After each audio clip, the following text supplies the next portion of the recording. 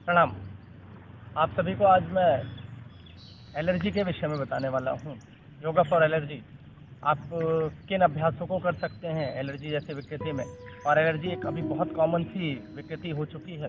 आप देखते हैं लगभग अभी इससे लगभग 70-80% लोग ग्रसित हैं। किसी को धूल से एलर्जी है, किसी को बहुत अधिक गर्म चीज़ों से एलर्जी है, किसी को बहुत अधिक ठंडी चीज़ों से एलर्जी है, किसी को पानी से एलर्जी है। तमाम प्रकार की एलर्जियाँ हैं। किसी को खान पान में भी थोड़ी भी मिर्च मसाले वाली चीज़ें होती हैं, थोड़ी भी तली भुनी चीज़ें होती हैं, तो उनसे भी विकृतियाँ उत्पन्न हो जाती हैं। तो ऐसे ही एलर्जी बहुत से लोग, अभी तो बहुत कॉमन सी चीज़ें देखी जा रही हैं कि एलर्जी का तो ये भी एक प्रकार उत्पन्न हो चुका है कि लोग अपने आसपास में भी एलर्जी रखते हैं। तो ऐसी विकृतियों से आप बचने के लिए क्या कर सकते हैं? घरों में भी लोग एलर्जी रखते हैं एक दूसरे से। तो इनसे बचने के लिए एक सबसे अच्छा माध्यम है एलर्जी जो विकार है। इससे बचने के लिए आप अपनी एनर्जी को जितना इंक्रीज करेंगे, आपकी एनर्जी जितनी इंक्रीज होगी, जिनके अंदर एनर्जी अच्छी होती है तो उनको फिर एलर्जी कभी नहीं होगी। और जब एनर्जी अच्छी नहीं होगी तो फिर आपको एलर्जी ज़रूर होगी, क्योंकि ऊर्जा का ना होना ये बहुत बड़ा विकार हमारे शरीर में उत्पन्न करता है। फिर हम हमेशा जब दूसरे को देखते हैं तो नेगेटिविटी हमारे अंदर आती है, और नकारात्मकता ये बहुत ज़्यादा हमारे विचारों को, भावों को और हमारे पूरे आंतरिक अंगों को, इंटरनल ऑर्गन्स को निष्क्रिय कर देती है। तो इसको सक्रिय करने के लिए आप क्या कर सकते हैं? और एलर्जी का एक बहुत बड़ा कारण है लंग्स का ठीक ना होना। इसके साथ ही साथ हमारा रेस्पिरेटरी सिस्टम सक्रिय ना होना, ये एक बहुत बड़ा कारण है। साइंटिफिक वे के साथ देखा जाए तो जिनके लंग्स की कैपेसिटी अच्छी होती है उनको एलर्जी कभी भी नहीं हो सकती। तो आप अपने लंग्स को कैसे अच्छा रख सकते हैं, आज मैं इस वीडियो में बताने वाला हूँ आपको। एक तो आप अपने खान पान को व्यवस्थित करें। आपको जिन चीज़ों से एलर्जी है उनसे आप बचने का प्रयास करें। दूसरा विषय जो है, हमेशा सकारात्मक भावों में जिए, सकारात्मक विचारों में जिए। समत्वम योग उच्यते, योग का एक थॉट है। हर स्थिति में सम होने का अभ्यास करें। सुख दुख, लाभ हानि, जय पराजय, जस अजस, सभी स्थितियों में सम रह के जीने का अभ्यास करें। और एक क्षमता के साथ हमेशा जीने का प्रयोग करें। उसके साथ ही साथ अपने खान पान, आहार विहार, दिनचर्या, रहन सहन को अच्छा रखेंगे तो जरूर आपको इसका लाभ मिलेगा। आइए आज मैं आपको इस वीडियो में बताने वाला हूं कि आप 3 कौन से प्राणायाम हैं जिनको करके आप स्वयं को एलर्जी से बचा सकते हैं, और कैसी भी एलर्जी आप 100% उससे बच सकते हैं। अभी लोगों को श्वास संबंधित विकार जो भी उत्पन्न होते हैं, इसका बहुत बड़ा कारण है आप अस्थमा, दमा, पुराना नजला, सोराइसिस, एक्जिमा, दांत खाज, खुजली से लेकर के ये जितने भी विकार उत्पन्न होते हैं, इन सबका एक जो सबसे बड़ा कारण है वो एलर्जी ही है। तो आप ये बहुत छोटा सा एक शब्द है, लेकिन मैंने फिर बोला कि एनर्जी आपकी जितनी अच्छी रहेगी उतना ही आप एलर्जी से बच सकेंगे। जिनकी एनर्जी अच्छी होती है उनको कभी भी एलर्जी नहीं होती। तो आइए आप अपनी एनर्जी को कैसे इंक्रीज कर सकते हैं, आप अधिक से अधिक एनर्जी कैसे प्रोड्यूस कर सकते हैं अपनी बॉडी में, इसके लिए आज मैं आपको इस वीडियो में बताने वाला हूँ। सर्वप्रथम आप अपने स्थान पर कमर गर्दन को, मेरुदंड को सीधा रख के ही बैठेंगे। दोनों हाथों में ज्ञान मुद्रा, वायु मुद्रा आदि का चयन कर लेंगे, किसी भी मुद्रा का। फिर मन को शांत और सहज रखते हुए सुखासन, सिद्धासन, पद्मासन, किसी भी ध्यानात्मक स्थिति का चयन कर लेंगे।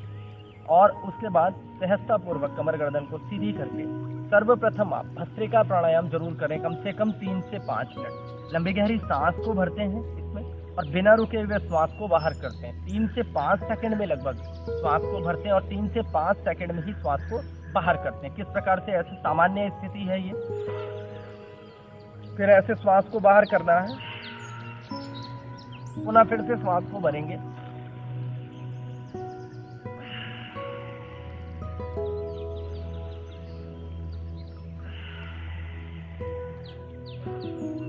जब भी श्वास को भरिए तो चेस्ट को पूरा ओपन करने का प्रयास करेंगे। जब भी श्वास को बाहर करेंगे तो फिर यहीं पर जोर देंगे आप। इस प्रकार से इस अभ्यास को करेंगे जितना डायफ्राग्रामिक ब्रीथिंग के साथ आपका रेस्पिरेटरी सिस्टम तो सक्रिय होता ही होता है, लंग्स की कैपेसिटी तो इंक्रीज होती ही होती है। हमारा रेस्पिरेटरी सिस्टम पूरा सक्रिय हो जाता है और इसके साथ ही साथ हमारे शरीर में जो भी ब्लॉकेज होती हैं वो भी दूर होती हैं। और ऊर्जा का जो सबसे बड़ा साधन है इस पृथ्वी पर, इस समष्टि में, इस जगत में, वो है ऑक्सीजन। जितनी अधिक आप ऑक्सीजन को खाएंगे उतनी ही आपके अंदर एनर्जी होगी। और भस्त्रिका प्राणायाम में आप सबसे ज़्यादा ऑक्सीजन को खा सकते हैं, सबसे ज़्यादा अपनी लंग्स की कैपेसिटी को बढ़ा सकते हैं। इस अभ्यास को इसी प्रकार से करते हैं।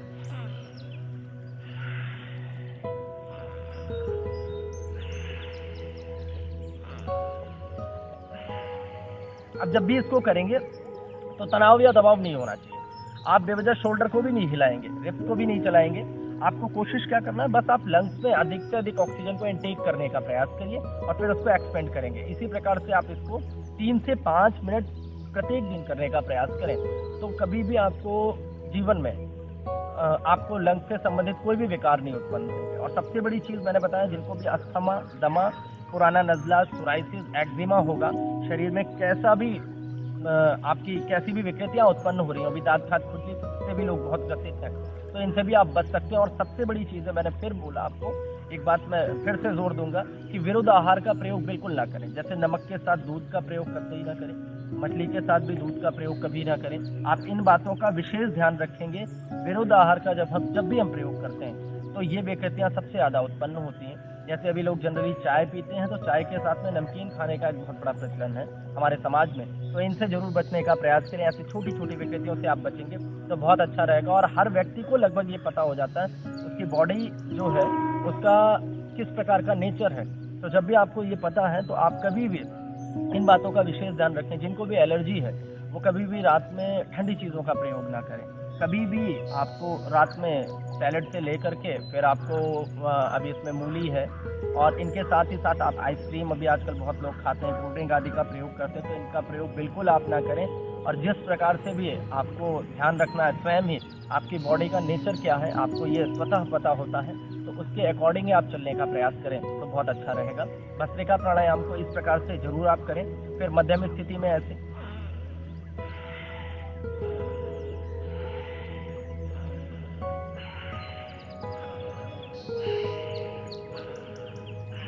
ये बहुत इफेक्टिव अभ्यास है। इस प्रकार से आप 2.5-3 सेकंड में भी सांस को भरें और 2.5-3 सेकंड में भी श्वास को बाहर करें, तो भी आपकी लंग्स की कैपेसिटी इंक्रीज होगी। और ये भी बहुत इफेक्टिव अभ्यास है। जिनका और अच्छा अभ्यास है वो 1 सेकंड में श्वास को भरेंगे और 1 सेकंड में ही बाहर करेंगे, इस प्रकार से।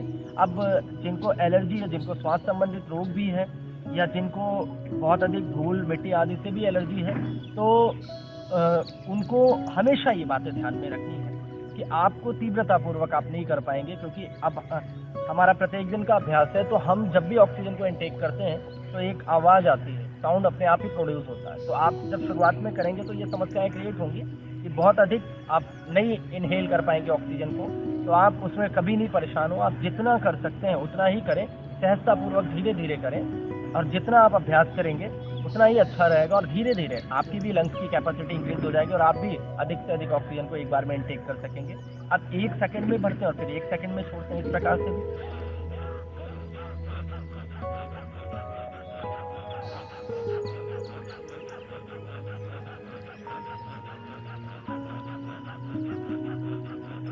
ऐसे इस प्रकार से भी आप 1-2 मिनट भी अगर कर लेते हैं तो कभी भी आपको सर्दी जुकाम भी नहीं लगता। और ये बहुत इफेक्टिव अभ्यास क्रम है। फिर मौसम कितना भी रूपांतरित हो रहा हो तो उसका कोई फर्क आप पे नहीं पड़ने वाला, अगर आपका खान पान, दिनचर्या और आहार विहार, रहन सहन अगर आपका अच्छा है और थोड़ा सा आप इस प्राणायाम को कर रहे हैं, नियमित रूप से अपनी दिनचर्या में आप आत्मसात कर रहे हैं, तो आपको इसका रिजल्ट बहुत अच्छा मिलेगा। उसके साथ अब मैं अगला जो अभ्यास बताने वाला हूँ, फिर साथ ही साथ अभी एलर्जी में आप देखते हैं लोगों की नाक में भी अभी मांस बढ़ने लगे, ऐसी भी प्रॉब्लम्स क्रिएट हो रही हैं। अभी साइनस की एक बहुत कॉमन सी समस्या आ रही है और नाक की हड्डियाँ बढ़ जाती हैं। इसके लिए भी आप किन अभ्यासों को करें, उसमें एक तो आपको ध्यान में रखना है कि अड़ू का तेल जरूर डालें। अड़ू का तेल बहुत इफेक्टिव है।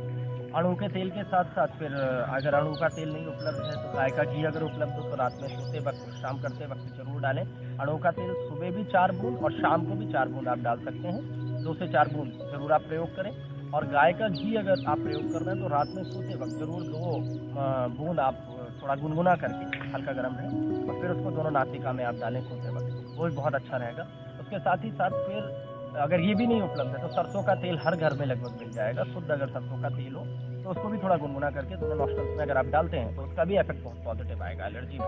उसके साथ ही साथ आपको ध्यान में रखना है कि बादाम रोगन तेल भी बहुत अच्छा मानते हैं, वो भी बहुत लाभकारी है, उसका भी आप नियमित रूप से प्रयोग कर सकते हैं। और षटबिंदु तेल होता है उसका भी आप प्रयोग कर सकते हैं। तो ये 5 प्रकार के तो मैंने आपको ये लिक्विड फॉर्म में बताया कि जिनका आप प्रयोग करेंगे तो ये भी बहुत होगा और बहुत अच्छा होगा। षटबिंदु तेल को भी आप 2-2 बूंद, 2 से 4 बूंद सुबह शाम दोनों समय आप डाल सकते हैं। और सुबह जब आप उठते हैं प्रातः बेला में तो खाली पेट उसका प्रयोग करें, और शाम को भी आप उसको डाल सकते हैं, वो भी बहुत अच्छा रहेगा सभी के लिए। उसके साथ ही साथ अब मैं आगे आपको बताने वाला हूँ फिर उनके साथ ही साथ नीम का, तुलसी का, ये लोहे का, इनका नियमित रूप से प्रयोग करें। लौंग का भी प्रयोग जरूर करें, गोल मिर्च जो काली मिर्च होती है उसका भी प्रयोग करें। उसके साथ ही साथ अदरक आदि का भी प्रयोग नियमित रूप से आप अपने जीवन में जरूर करें, वो भी बहुत अच्छा रहेगा। हमारी इम्यूनिटी जितनी बढ़ेगी, हमारी इम्यूनिटी, रोग प्रतिरोधक क्षमता हमारी जितनी इंक्रीज होगी, उतना ही हम एलर्जी से बचेंगे। और जिनकी रोग प्रतिरोधक क्षमता नहीं अच्छी होती, उनको एलर्जी सबसे अधिक होती है। और वो फिर एलर्जी के विभिन्न प्रकार हैं, बहुत से प्रकार हैं। बहुत से लोगों को दूध से भी एलर्जी है, छाछ से भी एलर्जी है, बहुत से लोगों को दही से भी एलर्जी है। तो आप इन समस्त विकारों से बच सकते हैं और आप हमेशा स्वस्थ रहेंगे, अच्छे रहेंगे। अगला अभ्यास मैं आपको बताता हूँ। इसमें भस्त्रिका प्राणायाम पहले हमने किया। अब जो दूसरा अभ्यास है उसका नाम है अनुलोम विलोम। अनुलोम विलोम बहुत इफेक्टिव अभ्यास है। अनुलोम विलोम को किस प्रकार से करते हैं आप इसको भी समझ लेंगे। दाहिनी नासिका को ऐसे सर्वप्रथम दबाते हैं, दाहिनी नासिका को, दाहिने नॉस्ट्रल को ऐसे प्रेस करिए अंगूठे से। फिर बाएं से लंबी गहरी सांस भरेंगे, 5 सेकंड में लगभग सांस को भरिए। फिर मध्यमा और अनामिका उंगली को दबाइए। अब दाएं से ही सांस को छोड़ देंगे, जहां से सांस को छोड़ेंगे वहीं से फिर से सांस को भर लेंगे। अब पुनः फिर सांस को दबाइए और दाहिने नॉस्ट्रल्स को, फिर बाएं से सांस को छोड़ेंगे, जहां से श्वास को छोड़िए वहीं से फिर से श्वास को भरेंगे। पुनः फिर से मध्यम और अनामिका उंगली को दबाइए। अब दाएं से ही श्वास को छोड़ेंगे, जहां से सांस को छोड़िए वहीं से पुनः फिर श्वास को भर लेंगे। ऐसे अनुलोम विलोम निरंतरता पूर्वक करने का प्रयास करिए। कैसी भी एलर्जी हो हमारी शरीर में, एक तो इस अभ्यास को करने से हमारी संपूर्ण शरीर की जो 72,72,10,201 नस नाड़ियां हैं, इन सभी की शुद्धि होती है। जो सबसे इफेक्टिव इसका जो बेनिफिट है वो यही है कि हमारी समस्त नस नाड़ियां शुद्ध होती हैं, सकारात्मक ऊर्जा से पूर्ण ओतप्रोत हो जाती हैं। उसके साथ ही साथ हमारा नर्वस सिस्टम पूरा सक्रिय होता है और हमारी संपूर्ण शरीर के संपूर्ण इंटरनल ऑर्गन्स जो हैं, आंतरिक अंग जो हैं, वो सभी सक्रिय होते हैं इस अनुलोम विलोम से। हमारी ब्लड सर्कुलेशन भी अच्छी होती है। उसके साथ ही साथ हमारे हार्ट के ब्लॉकेज भी दूर होते हैं, श्वास संबंधित रोग भी जो भी हैं, जो भी विकार हैं, वो भी दूर होते हैं। उनके साथ ही साथ हमारी एनर्जी तो इंक्रीज होती ही होती है। और जब भी हम दाहिने नॉस्ट्रल से सांस को लेते हैं तो बायां मस्तिष्क हमारा एक्टिवेट होता है। बाएं से जब हम सांस को लेते हैं तो दायां मस्तिष्क हमारा एक्टिवेट होता है। सारी डिजनरेट हुई सेल्स का रिजनरेट हो जाना, उनका रिजनरेशन हो जाना, यही सबसे बड़ा बेनिफिट है इस प्राणायाम का। ऐसे अल्टीमेट ये अभ्यास क्रम है, इसको नियमित रूप से करने का प्रयास करें। ये अनुलोम विलोम प्राणायाम को करने से एक दिव्यता है, एक सहजता, एक सरलता, एक सजगता हमारे भीतर प्रतिष्ठित हो जाती है। योग की शरणागति में, प्रभु की शरणागति में ऐसे जीते हुए योगम क्षणम गच्छामि, हर पल हर क्षण इस भाव में जीने का अभ्यास करिए। योग की शरणागति में प्राणायाम का तप करते हुए, हर श्वास के साथ पवित्र पावन ओमकार का जप करते हुए, अपना पूरा ध्यान आज्ञा चक्र पर केंद्रित करते हुए अब आंखों को खोलने के पहले एक बार दोनों हाथों की हथेलियों पर ऐसे रब करेंगे, फिर आंखों पे मत लगाइए।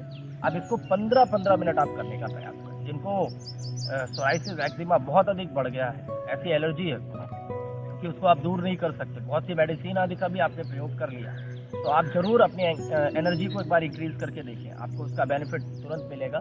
और उसके साथ ही साथ मैंने बोला अनुलोम विलोम प्राणायाम या असाध्य रोगों में भी आधे घंटे अगर आप नियमित रूप से करते हैं तो इसका बेनिफिट अल्टीमेट है जो आपको मिलेगा। आप इसको नियमित रूप से जरूर करें। उसके बाद अब जो तीसरी क्रिया है मैं आपको बताने जा रहा हूँ, उसका नाम है उद्गीत प्राणायाम। उद्गीत प्राणायाम भी एलर्जी के लिए बहुत इफेक्टिव अभ्यास है। इस प्रकार से इसको करते हैं, कमर गर्दन को ऐसे सीधी रखिए। अब लंबी गहरी सांस को भरेंगे, पवित्र पावन ओमकार का जप करेंगे 3 बार एक साथ एक सुर में। श्वास को भरेंगे, श्वास को जब बाहर करेंगे तो ओम का उच्चारण करते हुए ओमकार में पूर्ण प्रतिष्ठित होने का प्रयास करिए। ओमकार के साथ एकाकार होते हुए प्रभु की शरणागति को अनुभव करते हुए करेंगे, सभी 3 बार ऐसे।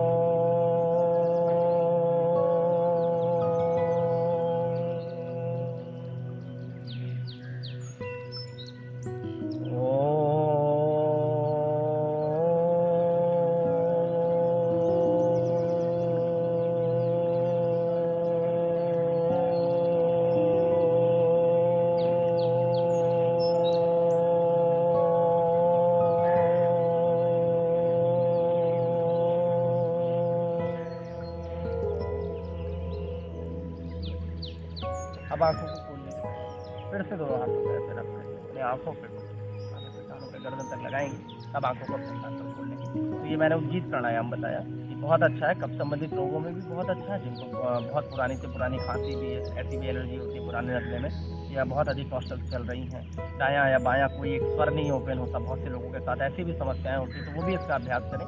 और मैंने जो आपको अड़ू का तेल, षडबिंदु तेल और गाय के घी का प्रयोग बताया है, उसके साथ ही साथ फिर सरसों का तेल, और आपको ये जो 5 चीज़ें आपको मैंने बताई हैं, इनका भी प्रयोग आप जरूर करें। बादाम रोगन तेल, तो इनका प्रयोग अगर आप करते हैं तो 100% उसका रिजल्ट आपको बहुत जल्दी मिलेगा। साथ ही साथ अपने खान पान, आहार विहार, रहन सहन को अगर अच्छा व्यवस्थित रखें तो उसका भी बेनिफिट आपको जल्दी मिल जाएगा। तो आप इन अभ्यासों को जरूर करें, अपनी एनर्जी को जितना अधिक इंक्रीज करेंगे उतना ही लाभकारी होगा। और अंत में मैं इस बात पर विशेष जोर दूंगा, पेट को आप जरूर साफ रखें। ये बहुत कॉमन सी अभी प्रॉब्लम हो चुकी है लोगों के साथ, कॉन्स्टिपेशन, कब्ज की समस्या जिनको भी होती है, पेट से संबंधित हमारे शरीर में 80 से 90% विकार जो भी उत्पन्न होते हैं वो पेट से संबंधित ही होते हैं।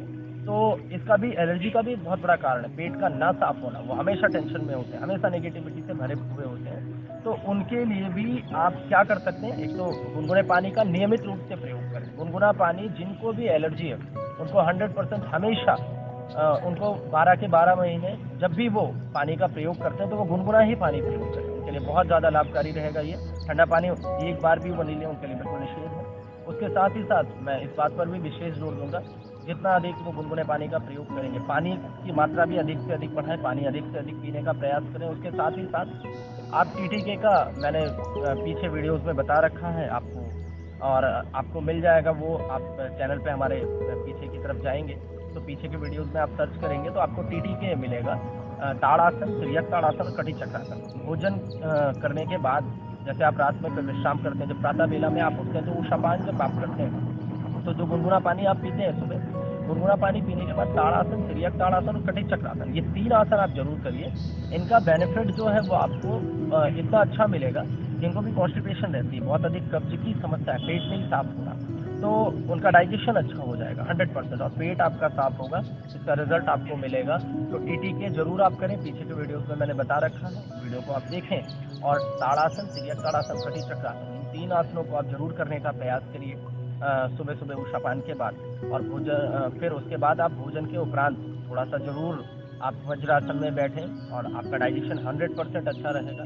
या थोड़ा आप वॉक करें, ये भी बहुत अच्छा रहेगा। रात में तुरंत विश्राम ना करें, भोजन के उपरांत, भोजन के उपरांत तुरंत जो विश्राम पे जाते हैं, ये भी बहुत बड़ा कारण है हमारे पेट की समस्याएं जो क्रिएट हो रही हैं। तो आप इनसे बचने का प्रयास करें। और मैंने आज इस वीडियो में विशेष जोर दिया एलर्जी पर, कि एलर्जी को आप कैसे अच्छा रख सकते हैं। तो गिलोय, नीम, तुलसी और गोल मिर्च या अदरक या लौंग आदि का प्रयोग जरूर करें, एक काढ़ा अच्छा सा बनाएं। और फिर रात में भी अगर आप सोते हैं, दूध का प्रयोग करते हैं, तो उसमें हल्दी जरूर लें। हल्दी भी बहुत अच्छी है, हल्दी भी कैसी भी एलर्जी हो उनके लिए बहुत इफेक्टिव है और बहुत ही लाभकारी है। तो इन सभी का आप नियमित रूप से प्रयोग करें। मैंने इस वीडियो में खान पान, आहार विहार और थोड़ी सी आयुर्वेदिक औषधियों के बारे में भी आपको बताया कि कैसे आप अपनी एलर्जी को अच्छा रख सकते हैं। इस वीडियो को आप अधिक से अधिक देखें, लाइक करें, शेयर करें और सब्सक्राइब जरूर करें हमारे चैनल को। और साथ ही साथ आप इन बातों का भी विशेष ध्यान रखेंगे कि कमेंट बॉक्स में आप ज़रूर कमेंट करें कि आपको ये वीडियो कैसा लगा। उसके साथ ही साथ आप हमें किसी भी बीमारियों के बारे में कुछ भी आप पूछना चाहते हैं तो आप ज़रूर कमेंट बॉक्स में शेयर करें, कमेंट करें, तो मैं आपको आगे की वीडियोज़ में ज़रूर उसके विषय में भी बताऊँगा। आप सभी का बहुत बहुत धन्यवाद। सभी को